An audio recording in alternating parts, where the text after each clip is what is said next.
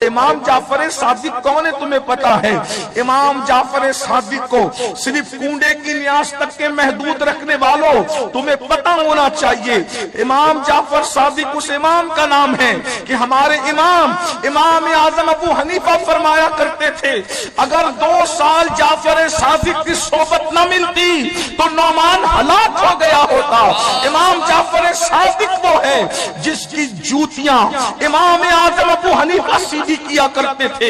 امام یوں جلدی کسی کی جوتی سیدھی نہیں کرتا، لیکن امام جس کی جوتی سیدھی کرے وہ کتنا بڑا انسان ہوگا، اور پھر وہ بھی مسجد کا امام نہیں، جامع مسجد کا امام نہیں، وہ امام جو 90 لاکھ کو کلمہ پڑھانے والے غریب نواز کا بھی امام ہے، وہ امام جو داتا علی حجویری کا بھی امام ہے، وہ امام جو سرکار محبوب الہی کا بھی امام ہے، وہ امام جو خود کا جنازہ پڑھانے والے صاحب کلیری کا بھی امام ہے۔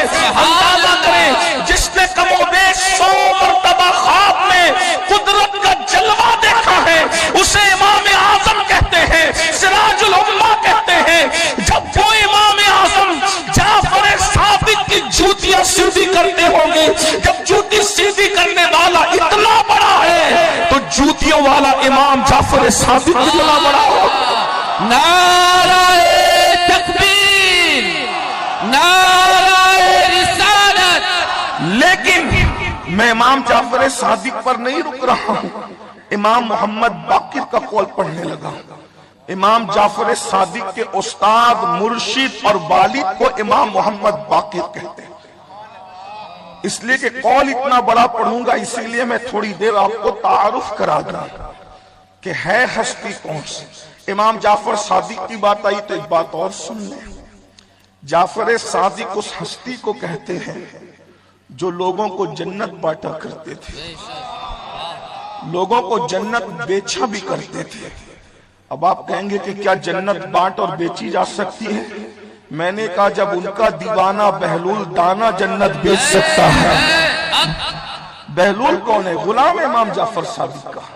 جب بہلول کو یہ حق حاصل ہے تو امام جعفر صادق کی شان کیا ہوگا؟ امام جعفر صادق کی بات آئی، ان کا مہینہ چل رہا ہے، بات آپ کو بتاؤں۔ امام جعفر صادق نے ایک شخص سے، پڑوسی سے گھر خریدا، مکان خریدا۔ امام جعفر صادق پڑوسی معتقد تھا، یعنی عقیدت مند تھا۔ ایک بات ہمیشہ یاد رکھنا، ہزاروں سال کی محنتیں انسان کو وہاں نہیں پہنچاتی جہاں انسان کو عقیدت پہنچاتی ہے۔ آج ہم محنت تو کر رہے ہیں لیکن عقیدت میں کمزور ہیں۔ اب ہم عقیدتوں کے معاملے میں کمزور ہوتے جائیں۔ ہم سے گزرے ہوئے جو بڑے لوگ تھے وہ محنت کم کرتے تھے لیکن عقیدت میں مضبوط تھے، اس لیے وہ کامیاب تھے، ہم ناکام ہیں۔ عقیدت مند تھا، جیسا باپ عقیدت مند ہوتا ہے بیٹوں میں ویسی عقیدت ہو یا نہ ہو یہ ضروری نہیں ہوتی۔ امام جعفر صادق کا پڑوسی تھا، گھر بیچا۔ امام سے پوچھا قیمت کیا دو گے؟ امام نے فرمایا جنت کے بدلے یہ گھر مجھے دے دو، جنت کا محل لے لو اور اپنا گھر مجھے بیچ دو۔ وہ تھا عقیدت مند۔ بات عقیدتوں کی ہے، بات یقین کی ہے۔ اس نے کہا ٹھیک ہے، سستا سودا ہے، میرا گھر لے لیجئے، جنت کا محل دے دیجئے۔ اگر آج کل یہ بات کی جائے تو لوگ مذاق اڑاتے ہیں، جنت تو اللہ کی ہے، جعفر صادق کیسے بیچ سکتے ہیں؟ ہم نے کہا نانا ان کا جنت کا مالک ہے، ان کے دادا جنت کے مالک ہے۔ بہرحال عقیدتوں کی بات ہے، جو بد عقیدت ہے یا بد عقیدہ ہے وہ میری گفتگو نہ سنیں، لیکن میں تو اہل عقیدت سے گفتگو کر رہا ہوں، اور اللہ کرے بد عقیدوں تک یہ گفتگو نہ پہنچے۔ عقیدت والوں کی بات ہے، اور یہ بات میں کہاں سے پڑھ رہا ہوں؟ امام علامہ عبد الرحمن جامی نے اس کو لکھا ہے۔ اب جامی کون ہے اس کو بھی سن لیں۔ جامی وہ ہے بارگاہ رسالت کا مقبول انسان کہ جب ہر سال مدینہ منورہ جاتے تھے تو رسول اللہ کو سلام کرتے تھے، اور جب سلام کرتے تھے تو قبر انور سے جامی کے لیے سلام کا جواب آتا تھا۔ اور جب جامی مدینہ منورہ سے واپس جانے لگتے تھے تو کہتے تھے یا رسول اللہ اب مدینہ منورہ میں میرے دن پورے ہو گئے، اب کیا میں اپنے گھر جا سکتا ہوں؟ تو قبر انور سے جواب آتا تھا بس سلامت روی وہ باز آئی، جاؤ خیریت سے جاؤ، اس کے بعد پھر واپس آنا۔ جامی پھر واپس ہر سال اس دور میں اس مرتبہ اس ماحول میں جو ہر سال جاتے ہیں وہ مجھے تعجب نہیں ہوتا۔ فلائٹ کا دور ہے، احمد آباد سے پہنچا کر لوگ امریلی گھر نہیں آتے، اتنے ٹائم میں احمد آباد سے انسان جدہ پہنچ جاتا ہے۔ اتنا تیز رفتار دور ہو چکا ہے، آج کے دور میں ہر سال جانا، ہر بار جانا یہ تعجب کی بات نہیں ہے۔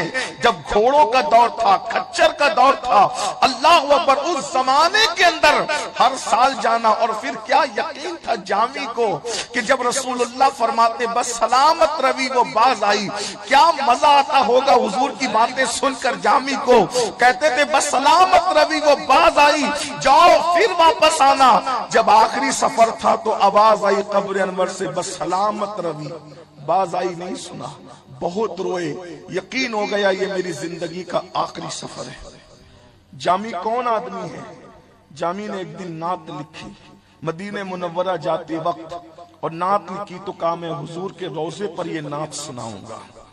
نعت کے اشعار کچھ یہ ہے تنم فرسودہ جاں پارا زِ ہجراں یا رسول اللہ، دلم پشمردہ آوارا زِ اسیاں یا رسول اللہ، جسروے من گزر آری منے مسکیز ناداری، فدائے نقش نالینت کنم جاں یا رسول اللہ، زِ جام حب تو مستم بزنجیرے تو دل بستم، نمی گویم کے من ہستم سخندہ یا رسول اللہ، چو بازوے شفاعت را کشائی پر گناہ گارا، مکن محروم جامی را دراعا یا رسول اللہ۔ یہ نعت لکھ کر جامی وطن سے چلے ہیں، ادھر شریف مدینہ کے خواب میں حضور آ کر جامی کو دکھاتے ہیں اس شخص کو مدینے آنے مت دینا،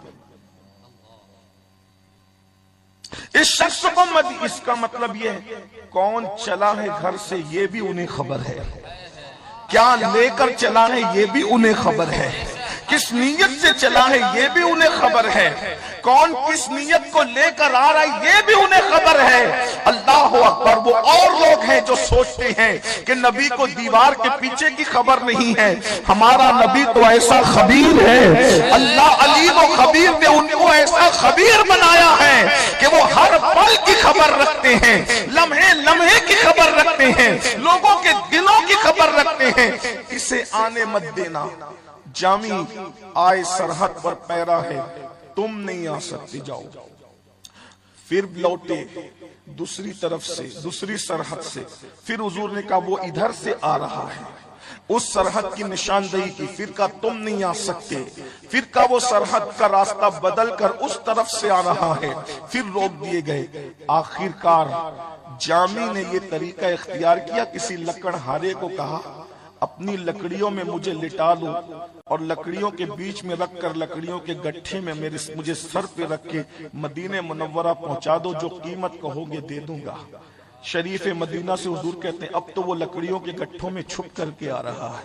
ہائے ہائے ہائے، کیا حضور کی شان ہے، لکڑیوں کے گٹھے میں چھپ کر آ رہا ہے۔ شریف مدینہ نے پکڑ لیا، لکڑی کا گٹھا کھولا، بار بار منع کرتے ہیں پھر بھی تم آتے ہو، اس کو اٹھاؤ جیل میں ڈال دو۔ مدینہ منورہ کے قید خانے میں ڈال دیا۔ اسی رات شریف مدینہ کے خواب مصطفیٰ جان رحمت تشریف لائے اور چہرہ پھیر لیا، منہ پھیر لیا۔ شریف مدینہ نے کہا آقا کوئی ناراضگی، میں نے کیا ایسا کر دیا کہ آپ نے منہ پھیر لیا؟ میں نے تجھے اس کو آنے سے روکا تھا، قید کرنے کا حکم نہیں دیا تھا۔ کہ یا رسول اللہ میرے ماں باپ آپ پہ قربان، آپ بار بار اس کو روک رہے تھے، میں نے سمجھا یہ شخص سے آپ ناراض ہیں، آپ اس کو مدینے آنے نہیں دینا چاہتے۔ تو میں ناراض نہیں ہوں، اس کا عشق اس منزل پر ہے جو نعت لکھ کر کے لا رہا ہے، جب میرے روضے پہ کھڑے ہو کے سنائے گا تو مجھے قبر سے باہر نکل کر اس سے ملاقات کرنی ہوگی۔ یہ وہ جامی ہے، اور وہ جامی اب یہ لکھنے ذرا غور فرمائے۔ علامہ جامی امام جعفر صادق نے فرمایا گھر دے جنت لے، اس نے کہا لکھ کر دے دی. امام جعفر صادق نے لکھ دیا اس کا گھر میں نے لیا، جنت کا محل اس کو دیا. کن کے دامن سے وابستہ ہو سنیو، ذرا غور تو کرو، ذرا غور. جنت کی فکر انہوں نے کرنا جن کو یہ دامن نہیں ملے. جب سے ملا ہے دامن آل رسول کا، بے فکر ہو گیا ہوں شفاعت کی فکر سے. تڑپا دیا کسی نے مدینے کے ذکر سے، آزاد ہو گیا ہوں دو عالم کی فکر سے. جب سے ملا ہے دامن آل رسول کا، بے فکر ہو گیا ہوں شفاعت کی فکر سے. اللہ اکبر.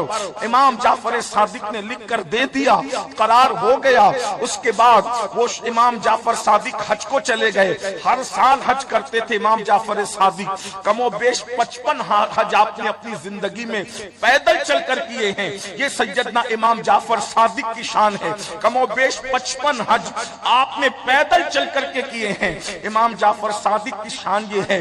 حج کو گئے، حج سے واپس آئے تو آنے کے بعد کیا دیکھا، پتا چلا کہ جس پڑوسی سے گھر خریدا تھا اس کا انتقال ہو گیا. امام جعفر صادق آئے، اس کے وارثین نے کہا امام ہمارے باپ کا گھر. کہا میں نے تو خرید لیا تھا. کہا کہ آپ نے کتنے میں خریدا تھا؟ تو کہا کہ میں نے جنت کا محل دے کر کے جو ہے وہ اس سے گھر خریدا تھا. تو کہا ایسے جنت دے کر بھی کوئی مکان خریدتا ہے؟ یہ بھی کوئی خرید و فروخت تو بھی ہے. نہیں نہیں ایسا نہیں ہو سکتا، ہمارا گھر ہمیں واپس چاہیے. آپ نے فرمایا تمہارے باپ سے پوچھ لو. تو کہا ہمارے باپ سے کیا پوچھے، وہ تو مر گیا ہے. اللہ اکبر. امام نے فرمایا کیا تمہارے باپ نے مرتے وقت کوئی کاغذ تمہیں دیا تھا کہ یہ میرے کفن میں رکھ دینا؟ ہاں دیا تھا، مگر ہم نے اس کو پڑھا نہیں تھا. کہا جا کر کے پوچھو. جب اس کی قبر پر گئے تو وہی کاغذ جو امام جعفر صادق نے اس کو لکھ کر کے دیا تھا اور اس کی کفن میں رکھ دیا تھا، وہ کاغذ اس کی قبر پر رکھا تھا. ایک طرف امام جعفر صادق کی تحریر تھی، گھر کے بدلے ہم نے تجھے جنت کا محل دیا.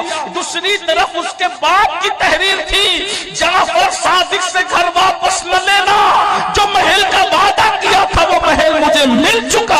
سبحان اللہ. نعرہ تکبیر، نعرہ رسالت، نعرہ حیدری. یہ امام جعفر